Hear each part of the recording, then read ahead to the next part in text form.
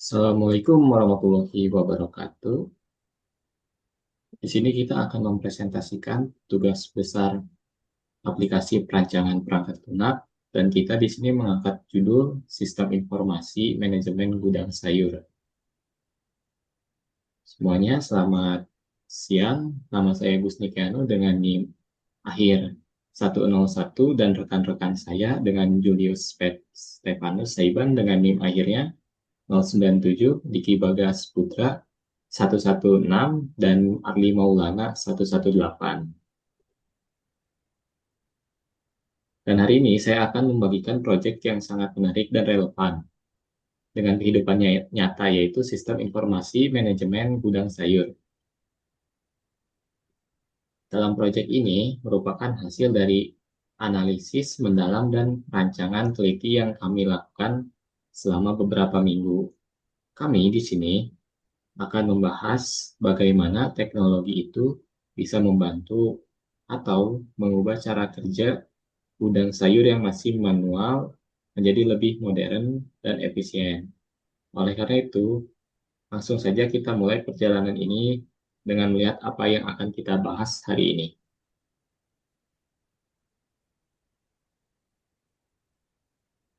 Oke, kita masuk ke agenda presentasi kali ini. Jadi, untuk presentasi hari ini, kita akan membagi dua bagian. Pertama, bagian SRS atau Software Requirement Specification.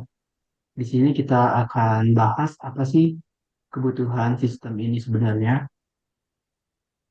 mulai dari tujuannya, apa aja yang perlu dilakukan sistem, sampai ke persyaratan teknis yang harus dipenuhi.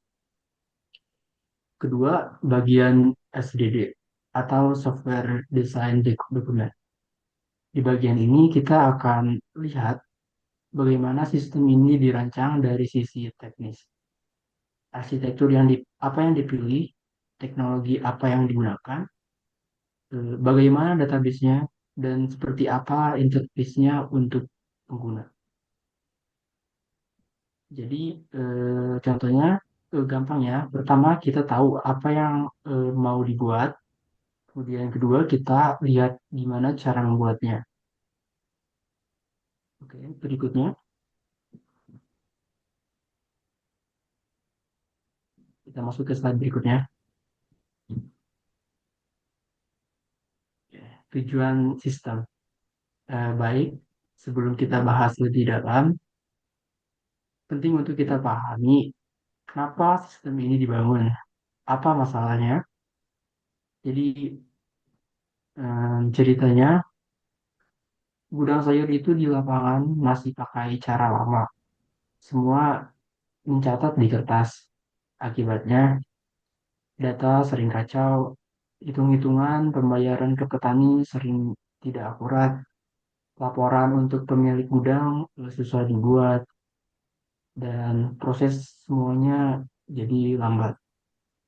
Nah, sistem ini dibangun untuk mengatasi keempat masalah itu.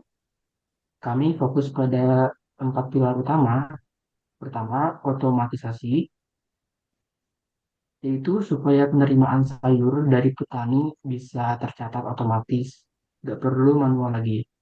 Kedua, distribusi yang terstruktur, yaitu setiap pengiriman ke pasar dicatat dengan rapi dan terukur. Ketiga, perhitungan pembayaran yang akurat, dengan yaitu dengan data otomatis, hitung pembayaran ke petani jadi lebih presisi dan fair. Kemudian yang keempat, transparansi penuh, yaitu pemilik gudang bisa melihat laporan real time kapan saja dan di mana saja. Jadi intinya sistem ini mengubah gudang sayur jadi operasional manual menjadi modern dan digital.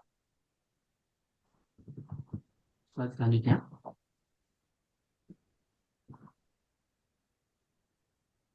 Project scope atau cakupan proyek. Oke, terus sistem ini mencakup apa aja? Kita bahas satu-satu. Pertama, Manajemen penerimaan sayur. Jadi, staf gudang tinggal input data seperti nama petani, jenis sayur, beratnya berapa. Sistem akan otomatis validasi dan deteksi kalau ada data yang duplikat atau salah. Kedua, pembuatan bon penerimaan. Nah, setelah data diinput dan divalidasi, sistem bisa langsung generate bon penerimaan yang bisa dicetak. Petani tinggal ambil bon itu sebagai bukti resmi bahwa sayurnya udah diterima. Ketiga, eh, distribusi dan penjualan. Staf gudang mencatat ke pasar mana aja yang sayur dikirim, berapa beratnya, dan berapa harga jualnya. Keempat, perhitungan pembayaran petani. Nah, sistem otomatis menghitung gimana berdasarkan berapa kilogram yang diterima dari petani, berapa harganya di pasar, terus berapa biaya operasionalnya, jadi berapa yang harus dibayar ke petani. Sistemnya transparan. Kelima, laporan harian, yaitu yang bisa diakses pemilik gudang kapan saja. Jadi pemilik bisa monitor bagaimana kondisi gudang hari ini. Keenam, manajemen pengguna dengan role yang berbeda. Jadi ada staf gudang, ada pemilik gudang. Masing-masing punya akses yang berbeda sesuai dengan peran mereka. Ketujuh, dashboard untuk monitoring real time. Jadi semua info penting bisa dilihat dalam satu tempat. Jadi total ada 7 komponen utama yang sistem ini handle. Cukup selanjutnya.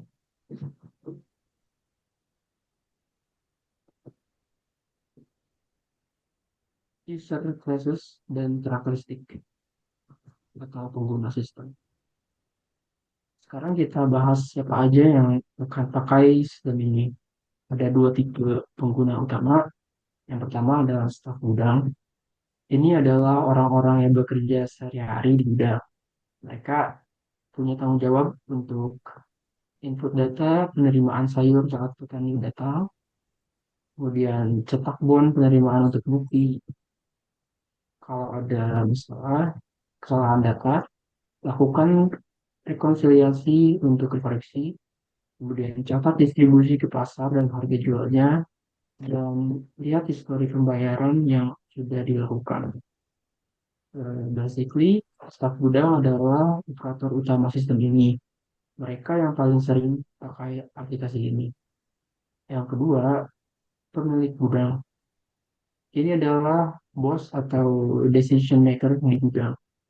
Mereka punya akses lebih terbatas, tapi lebih strategis, yaitu validasi atau approve pembayaran ke petani. Ini penting karena involving uang. Kedua, review laporan harian untuk monitoring. Kemudian monitor tren operasional dan analisis data historis untuk perencanaan. Pemilik gudang jadi seperti gatekeeper untuk keputusan finansial mereka yang approve akhir sebelum uang keluar untuk bayar petani. Jadi dua peran ini saling melengkapi. Staf gudang handle operasional harian, pemilik gudang handle approval dan strategic decision. Nah, sistem ini dirancang dengan dua role ini dalam uh, pikiran. Selanjutnya, hmm, kita masuk ke functional requirements.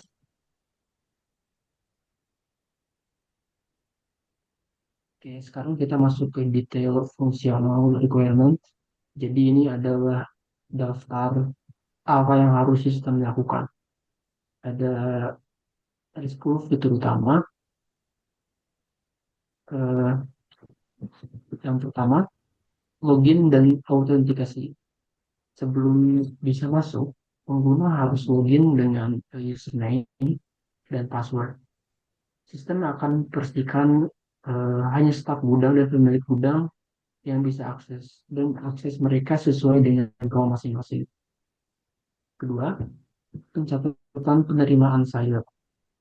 Staf gudang bisa input data lengkap, siapa nama petaninya, jenis sayur apa, berapa beratnya.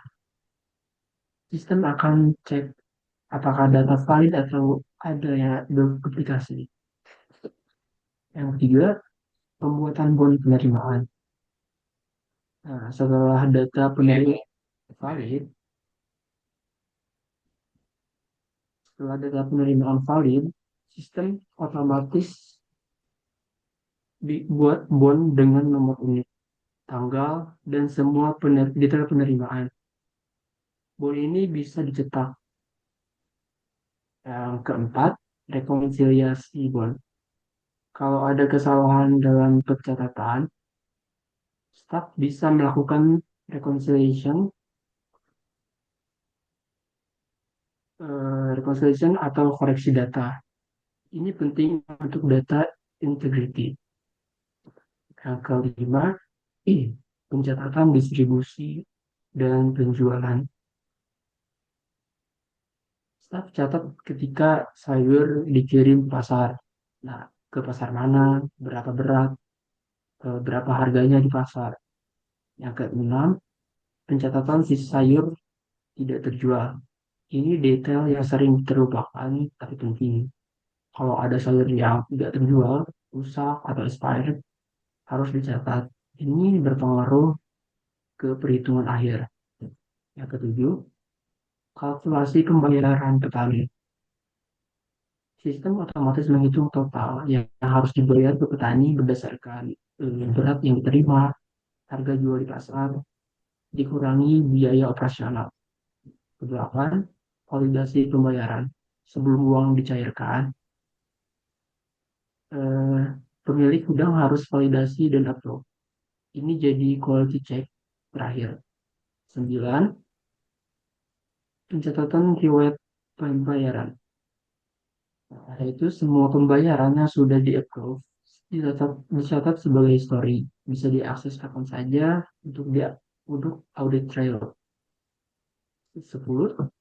Laporan harian operasional. Sistem auto generate laporan harian yang rangkum total penerimaan, total penjualan, total pembayaran, dan ringkasan petani atau ke pasar. Jadi basically dari petani datang sampai pembayaran tunai, semua tertangani oleh sistem ini. Workflow-nya jadi jelas dan terintegrasi. Selanjutnya, sekarang kita bahas non-functional requirements. Ini tentang bagaimana caranya sistem beroperasi, bukan apa yang dilakukan. Um, kategori performa atau performance, pertama response response time atau waktu respon harus cepat, maksimal 2 detik. Jadi ketika staf udah klik tombol apapun, sistemnya harus respon dalam 2 detik. Nggak boleh terlalu lama. Kedua, uptime atau ketersediaan sistem minimal 90%, 99% per bulan. Ini artinya boleh downtime maksimal 7 jam per bulan. Sistem harus reliable. Ketiga, harus support minimal 20 pengguna bersamaan tanpa slowdown. Jadi walaupun banyak orang akses, sistemnya harus tetap cepat. Kemudian masuk ke kategori security atau keamanan. Passwordnya harus di-encrypt atau di-hash, bukan disimpan plain text. Ini untuk melindungi akun pengguna. Kemudian role-based access control, artinya staff dan pemilik hanya akses berbeda. Untuk pemilik punya akses berbeda. Staff tidak bisa approve pembayaran dan pemilik tidak perlu input penerimaan setiap hari. Session timeout setelah 30 menit idle. Jadi kalau pengguna lupa logout, sistemnya auto logout untuk keamanan. Data keuangan dan data pribadi petani harus di-encrypt Ini data sensitif yang harus dilindungi. Setiap aktivitas pengguna dicatat di audit log. Siapa yang login kapan, siapa yang ubah data apa, semua terekam. Ini buat accountability. Kemudian kategori buat quality atau kualitas. Sistem harus usable. Interface-nya user friendly dan mudah dipakai. Kemudian sistem harus reliable, jarang crash atau jarang error. Sistem harus maintainable. Kodenya terstruktur rapi sehingga mudah di-maintain dan diupdate di masa yang akan datang. Jadi intinya bukan cuma fitur yang bagus, tetapi juga performa, keamanan, dan kualitas keseluruhannya juga harus dijaga. Gitu.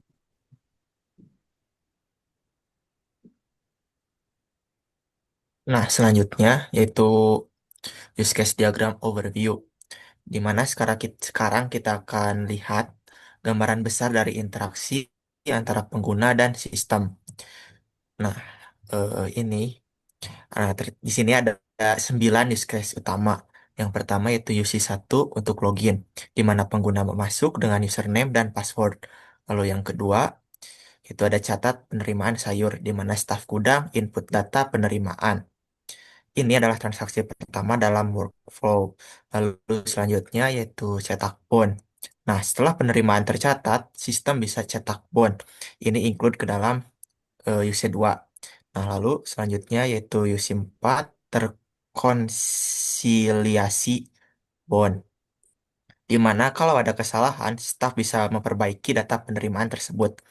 Lalu UC5 yaitu catat distribusi dan penjualan, di mana staf input data distribusi ke pasar dan harga jualnya.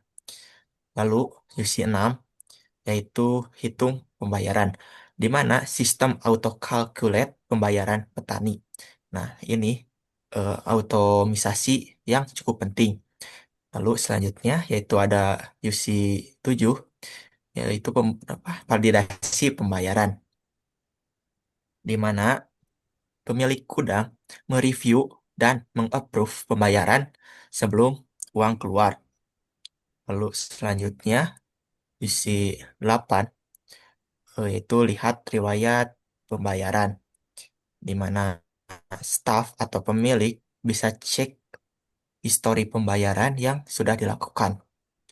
Lalu yang terakhir yaitu UC9 merupakan laporan harian, di mana pemilik gudang bisa mengenerate dan melihat laporan operasional harian. Nah, jadi dari 9 use case ini, kita cover semua skenario penting dalam operasional gudang sayur. Dari input sampai output, semuanya ada.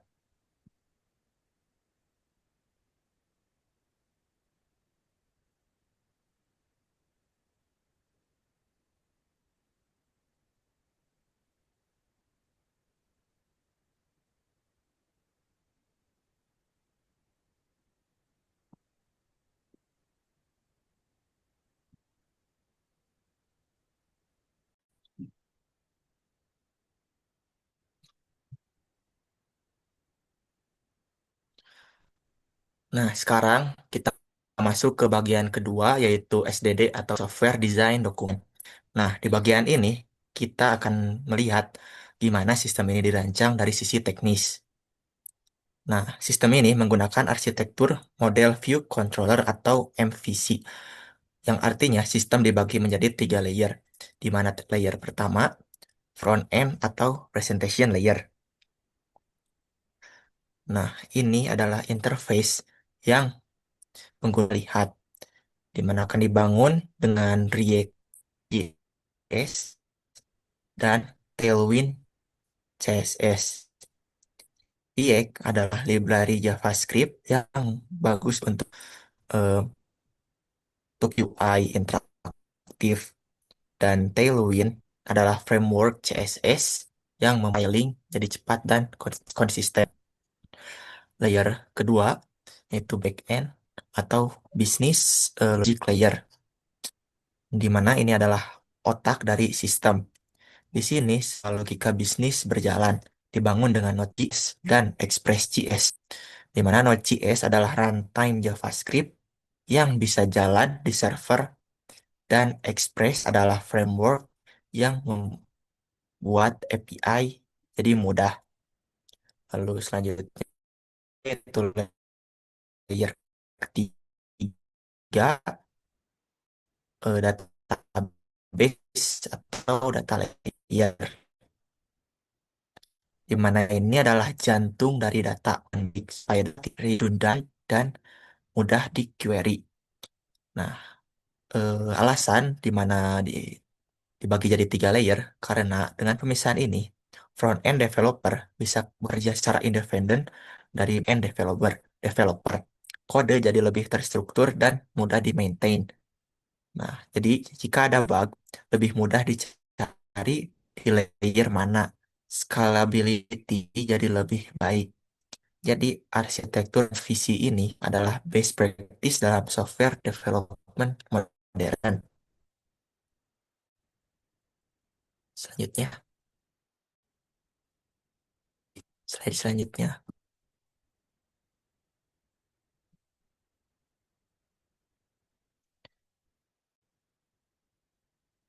Di mana dalam di di teknologi stack ini akan disebutkan lebih dalam teknologi apa aja yang dipakai. Nah, pertama yaitu di front end, React.js. Nah, ini library untuk membuat UI yang responsif dan interaktif. Lalu selanjutnya, Tailwind CSS. Ini adalah CSS framework yang membuat styling jadi cepat tanpa harus menulis banyak custom CSS. Lalu selanjutnya yaitu Axios, di mana ini adalah library untuk membuat HTTP request. Jadi front end bisa ngomong dengan back end. Nah, lalu selanjutnya di bagian backend, di mana Node.js digunakan sebagai runtime yang memungkinkan JavaScript berjalan di server. Lalu selanjutnya Express.js, di mana framework yang membuat REST API jadi mudah dan cepat. Lalu selanjutnya JWS atau JSON Web Token untuk mekanisme autentikasi yang aman. Bukan untuk menyimpan session di server, tapi token yang dikasih ke klien. Lalu selanjutnya bagian database di mana MySQL 8.0 ini database relasional yang mudah yang sudah proven dan stable. Lalu selanjutnya ada Sqlize di mana ini adalah ORM atau Object Relational Mapping yang artinya kita nggak harus perlu menulis query SQL secara manual tapi menggunakan JavaScript Object. Lalu selanjutnya yaitu Redis Cache, yaitu untuk caching data yang sering diakses. Jadi query ke database tidak perlu setiap waktu. Lalu selanjutnya bagian terakhir yaitu deployment, di mana Docker digunakan untuk containerization. Jadi aplikasi bisa berjalan di environment mana saja dengan konsisten. Lalu selanjutnya Linux, lebih tepatnya Ubuntu, di mana eh, OS ini digunakan untuk server yang stable dan reliable. Lalu selanjutnya yaitu Nginx, di mana web server yang efisien dan fast. Nah, semua ini adalah teknologi yang sudah mature, widely adopted, dan memiliki komunitas besar. Jadi jika ada masalah, akan mudah untuk mencari solusinya. Nah, selanjutnya yaitu data design entities atau struktur data, di mana eh, di bagian ini kita lihat struktur database-nya, di mana sistem ini mempunyai 9 entitas utama atau tabel utama. Yang pertama itu pengguna, di mana menyimpan data login pengguna, username, password, role seperti staff atau pemilik, nama lengkap, dan lain-lain. Lalu yang kedua yaitu ada petani, di mana menyimpan data master petani seperti nama, nomor kontak, alamat, dan dia kapan dia register dalam sistem.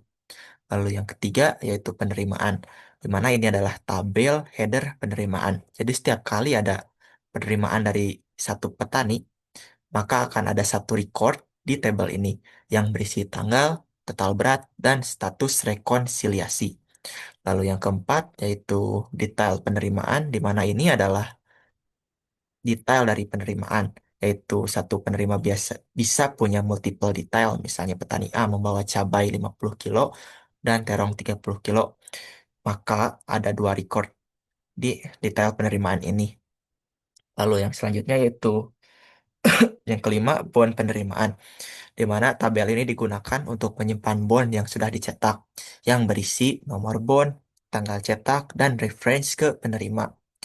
Lalu yang selanjutnya yang keenam, yaitu pasar, di mana master data pasar ini akan menyimpan nama pasar, lokasi, jam buka tutup, dan sebagainya.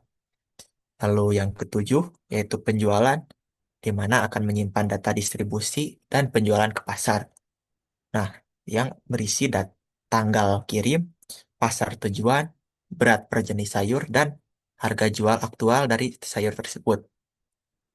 Lalu yang kedelapan, yaitu ada pembayaran, di mana menyimpan riwayat pembayaran ke petani yang berisi tanggal pembayaran, total pembayaran, status pembayaran, dan reference ke petani dan penerimaan. Lalu yang terakhir, yang kesembilan, yaitu laporan harian, di mana akan menyimpan summary laporan harian berisi tanggal, total penerimaan, total penjualan, dan total pembayaran, serta ringkasan lainnya. Nah, semua tabel ini akan saling berhubungan dengan foreign key. Jadi data konsisten dan terintegrasi, di mana strukturalnya mengikuti Third Normal Form atau 3NF, yaitu untuk menghindari data redundancy.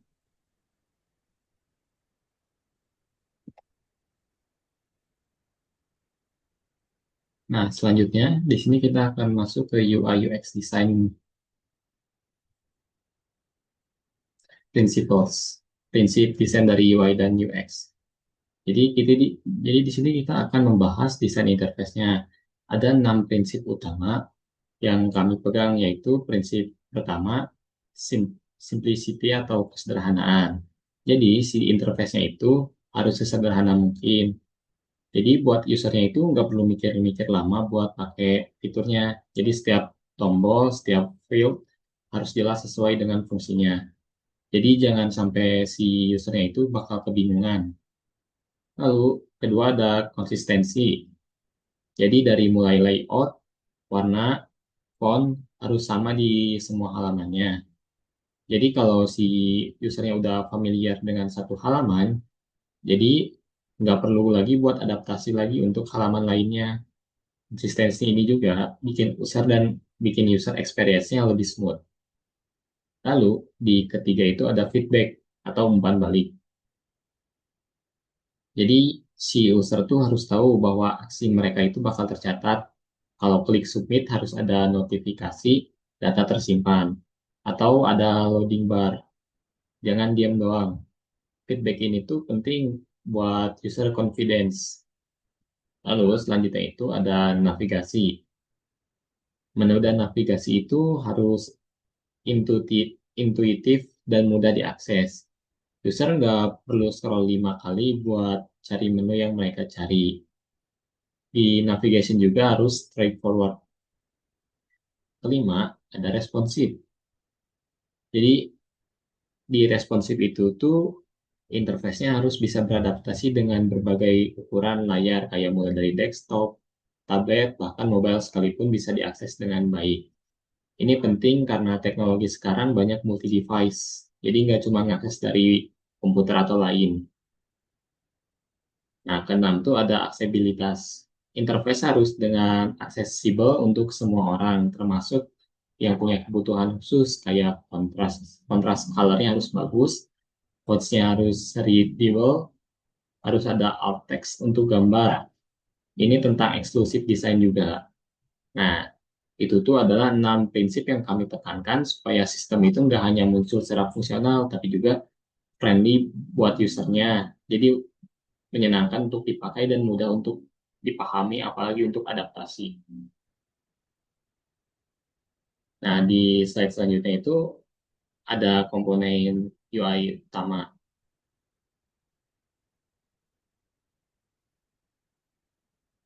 Baik, sekali kita detail lagi, sistem ini beberapa pakai komponen UI standar.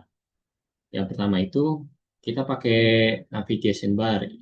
Ini adalah header di atas tiap halaman. Di sini ada logo aplikasi, menu navigasi, dan user profile. User ini bisa lihat mereka login siapa dan bisa logout dari sini. Kedua itu ada sidebar menu yang berisi semua fitur yang aksesibel oleh user. Menu ini berubah tergantung role. Staf gudang lihat menu berbeda dengan pemilik gudang contohnya. Yang ketiga ada dashboard cards. Ini adalah kartu-kartu kecil yang menampilkan summary data, misalnya total penerimaan hari ini, kayak contohnya itu 500 kilo, atau total penjualan hari ini 1 juta rupiah. Jadi, cards ini tuh memberikan quick overview. Keempat, prompts, input dengan validasi real time dan error message. From input itu untuk user input data, field harus jelas labelnya. Ada validasi real time, misalnya kalau input di angka field number, dan error message-nya yang helpful jika ada yang salah. Kelima, tables, tabel data dengan pagination dan filter. Table untuk Jadi tabelnya itu dipakai untuk menampilkan data dalam bentuk list, bisa sort, filter, dan pagination. Jadi buat usernya itu bisa lihat data dengan cara yang terstruktur dan tidak berantakan juga. Keenam itu ada buttons, clear action label dengan styling konsisten. Jadi buttonnya itu ada buat aksi, submit, delete, edit, dan lain-lain sebagai contohnya. Label button juga harus clear dan stylingnya harus konsisten agar tidak berubah-ubah. Di ketujuh ada alerts and modal dialog untuk konfirmasi aksi penting. Jadi kayak pop-up dialog untuk konfirmasi aksi penting. Contohnya itu, yakin mau upload pembayaran ini atau data valid, please cek lagi. Kedelapan, ada status indikator, badge untuk menunjukkan status transaksi. Badge atau label menunjukkan status. Misalnya warna hijau untuk sudah di-approve, kuning untuk pending review, dan merah untuk reject.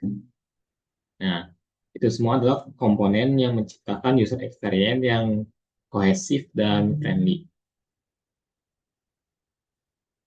Selanjutnya ada hardware dan environment. Sekarang kita masuk ke sisi infrastrukturnya, bakal apa saja tuh yang bakal diperlukan buat jalanin sistem ini. Yang pertama itu ada hardware yang diperlukan. Di desktop atau laptop user, kita tuh perlu monitor dengan resolusi minimal 1800 kali 720. Ini untuk clarity interface-nya. Lalu ada keyboard dan mouse standar saja, nggak butuh yang gaming gear atau yang aneh-aneh, cukup yang normal saja. Printer. Jadi printer digunakan untuk cetak bond dan laporan, bisa inkjet atau laserjet sesuai budgetnya. Di server, kita gunain CPU multicore, jadi sistem ini bisa handle multiple request bersamaan. RAM minimal 8 GB untuk smooth operation dan caching. Lalu SSD 100 GB untuk database dan application files. Lalu langsung masuk ke selanjutnya, yaitu kita software. Untuk klien pakai browser modern kayak Chrome, Firefox, Safari, atau Edge. Pakai versi yang terbaru biar prefer supaya nggak ada compatibility issue. OS-nya bisa pakai Windows, macOS, atau Linux. Basically, sistem ini tuh bisa dipakai di OS mana saja karena pakai basisnya web. Untuk server OS-nya itu Windows Server, Linux Ubuntu, atau Linux yang lebih stable dan efisien untuk server. Di database-nya pakai MySQL 8.0 atau PostgreSQL 13. Dua-duanya bagus, tergantung preferensinya. Buat networknya, koneksi internet yang stabil dengan bandwidth-nya minimal 10 Mbps.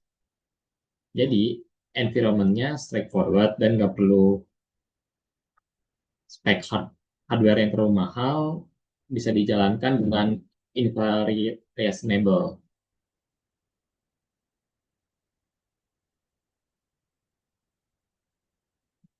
Selanjutnya, di sini ada fitur utama sistemnya. Langsung kita ringkas aja lagi fitur-fitur utama dalam 6 kategori besar ini. Yang pertama itu ada penerimaan. Input dari validasi penerimaan sayur dari petani. User friendly from automatic duplicate detection instant confirmation. Yang kedua itu ada bond. Otomatis nge-generate dan cetak bond penerimaan. Nomor bond unik bisa dicetak langsung, petani langsung dapat bukti resminya juga. Langsung lanjut ke tiga, distribusi. Catat pengiriman sayurnya ke pasar, track kemana saja barang yang dikirim, berapa berat, berapa harganya, sama transparansi buat trackingnya. Keempat, ada pembayaran. Real time, reporting harian, pemilik gudang bisa lihat summary operasional kapan saja, bisa ekspor ke PDF atau ke Excel jika perlu. Slide selanjutnya.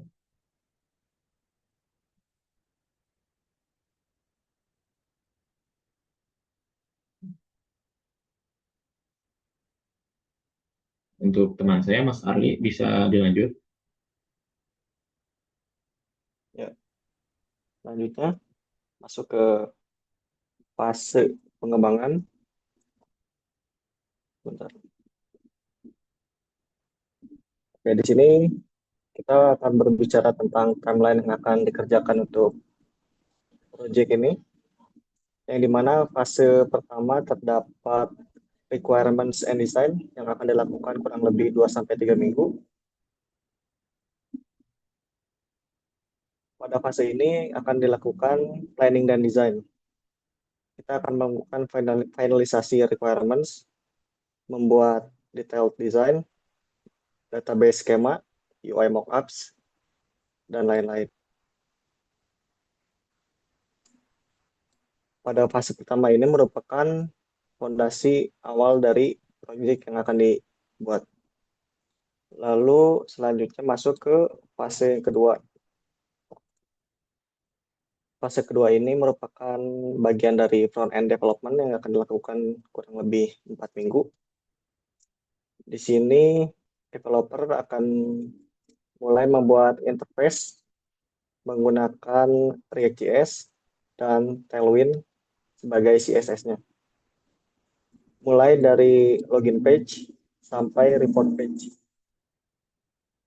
Untuk bagian front-end development akan dilakukan pada fase kedua ini. Lalu selanjutnya masuk ke fase 3 yang bagian back-end development. Fase ini pun dilakukan sama seperti fase kedua yang akan dilakukan kurang lebih 4 minggu. Back-end developer dapat memulai membuat API, business logic, database operations menggunakan Node.js dan Express.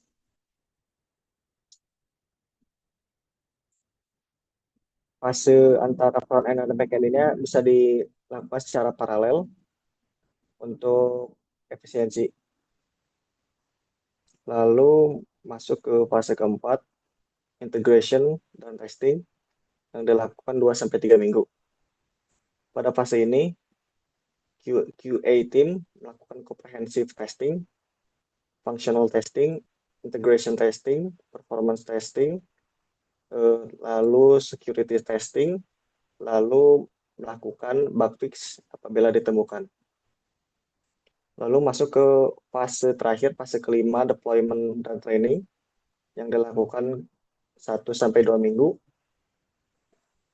Sistem akan di-deploy ke production server, lalu user akan melakukan training yang diberikan ke staff gudang dan pemilik, lalu menjelaskan dari dokumentasi yang dibuat. Jadi pada fase pengembangan ini total pengerjaannya kurang lebih 13-16 minggu atau 3-4 bulan. Dan ini merupakan estimasi yang reasonable untuk proyek dengan skala ini. Lalu masuk ke slide selanjutnya, yaitu slide bagian KPI.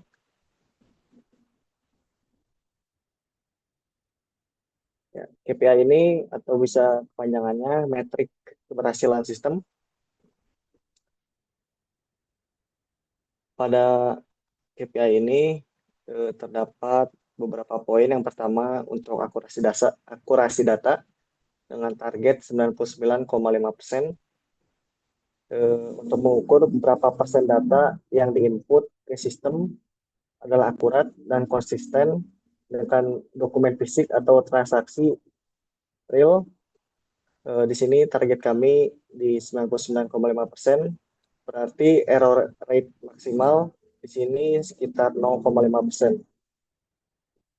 Lalu KPI keduanya yaitu respon time dengan target kurang dari 2 detik.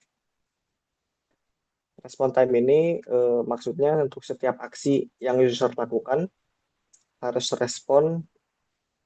dapat merespon dalam 2 detik atau kurang. Untuk KPI ini sangat penting untuk menjaga UX dan productivity oleh user yang digunakan oleh user. Lalu KPI yang poin ketiga yaitu user satisfaction dengan target lebih dari 85%. Di sini kami akan mensurvei user secara berkala, apakah mereka puas dengan sistem, mudah dipakai, berguna, dan lain-lain. Target kami di sini yang setelah disebutkan sebelumnya sekitar 85%. Lalu KPI selanjutnya sistem uptime. Sistem yang dibuat ini diharapkan dapat available seminimal-minimalnya 99% per bulan. Artinya downtime maksimal 7 jam per bulan. KPI ini penting karena sistem ini kritikal untuk operasional gudang, jadi harus selalu aktif. Lalu fase kelima, bagian processing speed. KPI ini digunakan untuk laporan harian. Kami harus bisa mengenerate dalam 5 detik atau kurang. Dan jangan sampai user atau pemilik yang menggunakan sistem ini menunggu lama untuk melihat laporan saja. Lalu fase yang terakhir ini fase error rate. Dari semua transaksi yang diproses, error rate harus kurang dari 0,1%.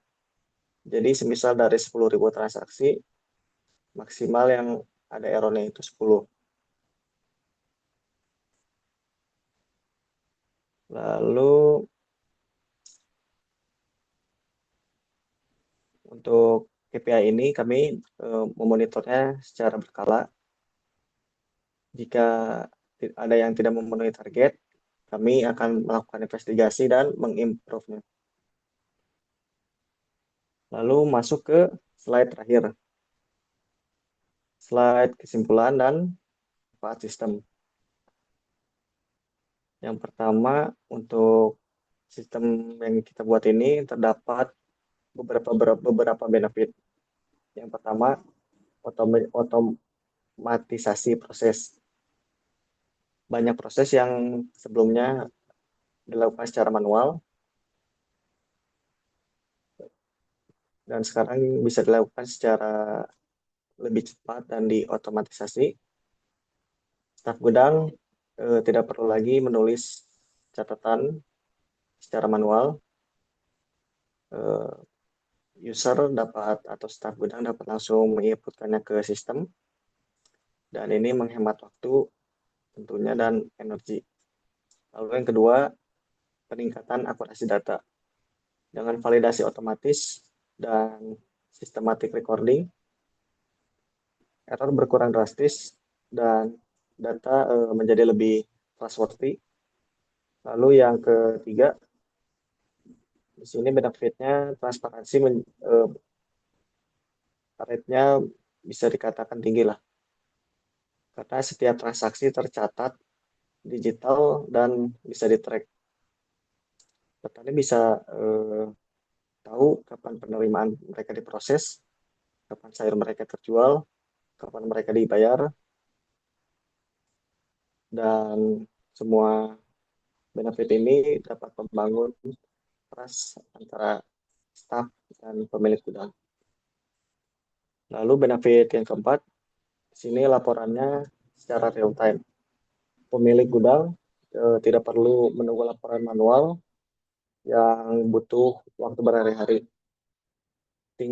Pemilik hanya tinggal membuka sistem, lalu laporan sudah ready. Benefit ini juga memfasilitasi faster decision making yang dilakukan oleh pemilik. Lalu fase yang kelima, pembayaran yang akurat. Karena semua data sudah otomatis dan tervalidasi, perhitungan pembayaran ke petani jadi lebih akurat dan fair. Petani jadi lebih percaya dan satisfied. Lalu benefit keenam di sini ada di bagian efisiensi operasional. Jadi yang dimana proses jadi lebih cepat, lebih efisien, lebih reliable. Gudang bisa handle lebih banyak volume dengan staff yang sama. Jadi kesimpulannya ini sistem yang dibuat bukan hanya sebagai tech solution, tapi business solution yang membawa concrete value ke operasional gudang sayur. Dan ini merupakan transformasi dari kegiatan yang dilakukan secara manual ke digital otomatisasi yang meaningful. Baik, saya kembalikan ke moderator. Izin kepada ketua kelompok untuk saya memperlihatkan diagram yang kita buat. Izin share.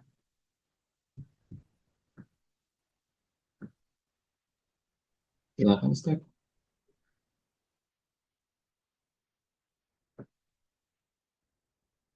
Oke.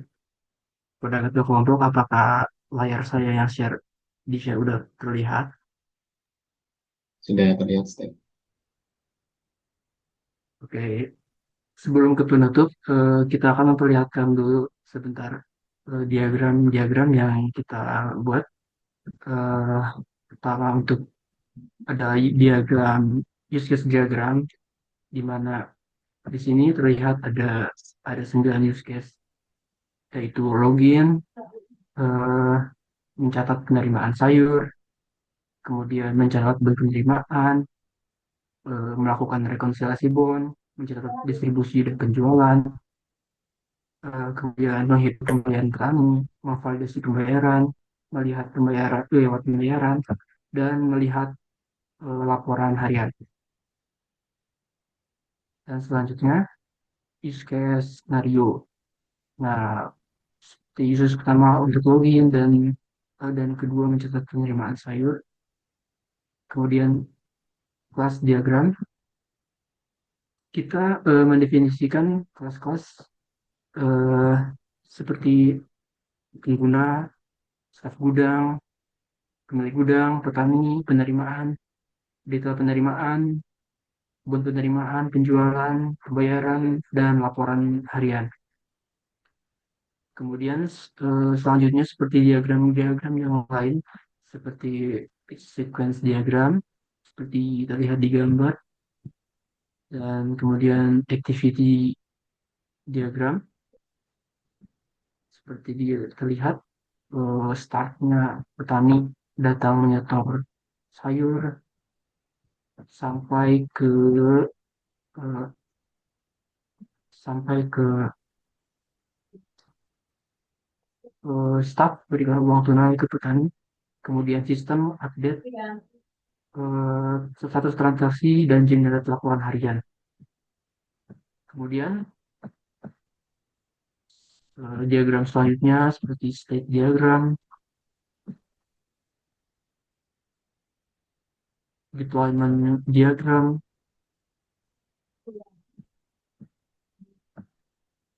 dan entity relationship diagram. Dan terakhir, kita akan perlihatkan desain UI UX, di mana terlihat ini adalah halaman login, kemudian halaman login. Nah, di halaman login ini ada login sebagai staf gudang dan pemilik gudang. Kalau kita lihat, ini adalah dashboard pemilik gudang, di mana ada tab laporan, kemudian ada manajemen pengguna, dan profil penggunanya. Kemudian di dashboard staf gudang ada juga barang masuk atau penerimaan sayur, kemudian barang keluar atau penjualan, dan eh, manajemen stok sayur. Kemudian profil penggunanya.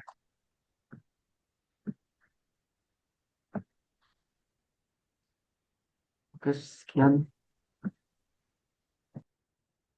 Oke, sekian presentasi dari kelompok kami. Assalamualaikum warahmatullahi wabarakatuh.